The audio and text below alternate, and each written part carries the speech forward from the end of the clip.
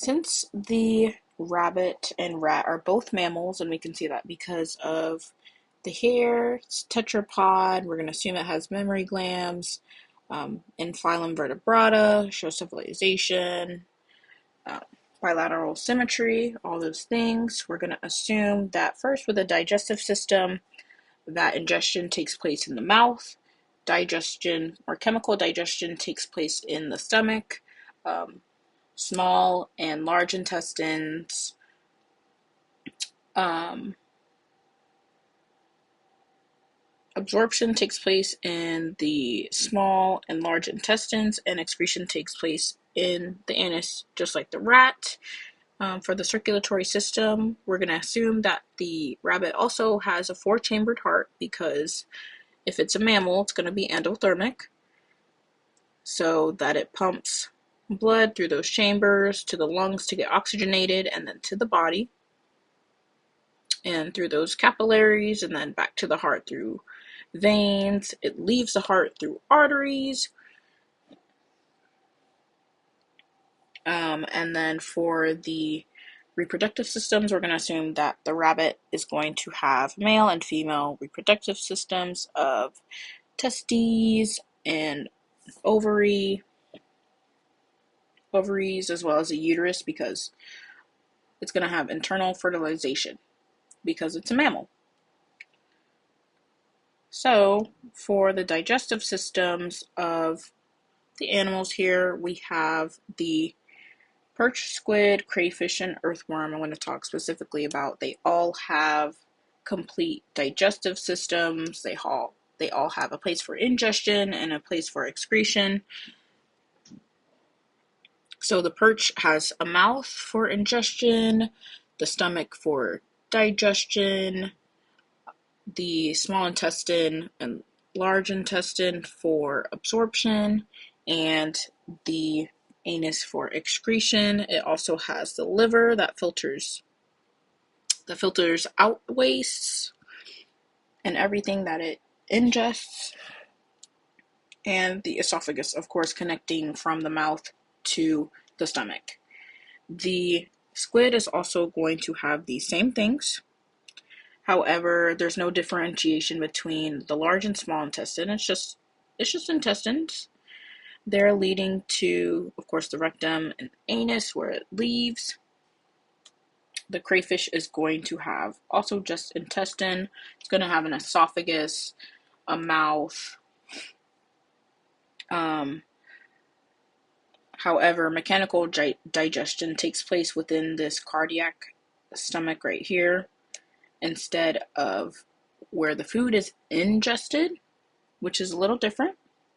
The earthworm also has a little difference like this as well. It has the crop right there, and that mechanically breaks down the food. The gizzard is where the food is stored, and then the intestine, which we can see here, is just straight line there, and that's where absorption takes place, and the anus, excretion.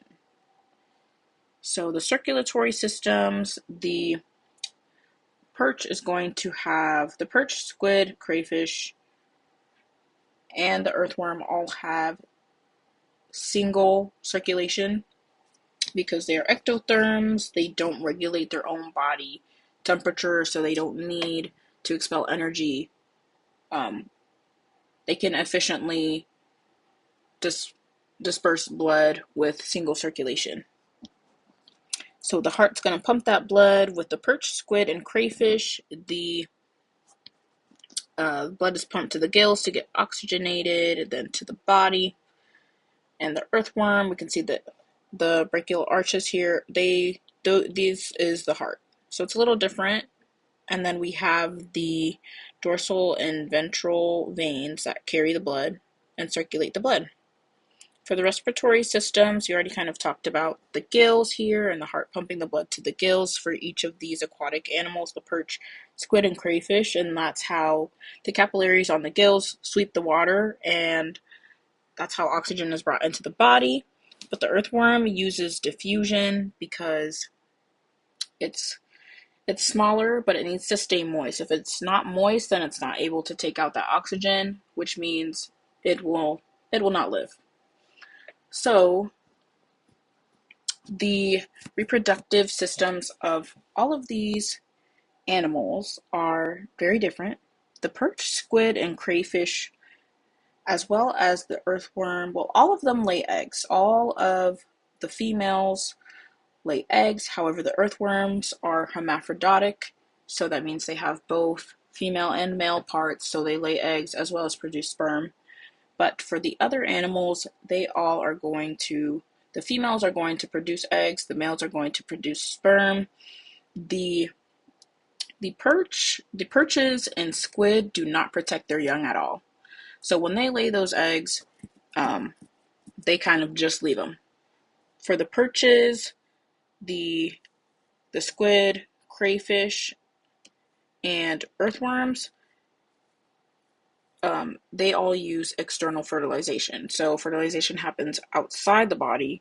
The crayfish kind of show a little bit of protectiveness to their young, and they kind of incubate it. The females will carry the eggs under their abdomen, but that's kind of the extent of that.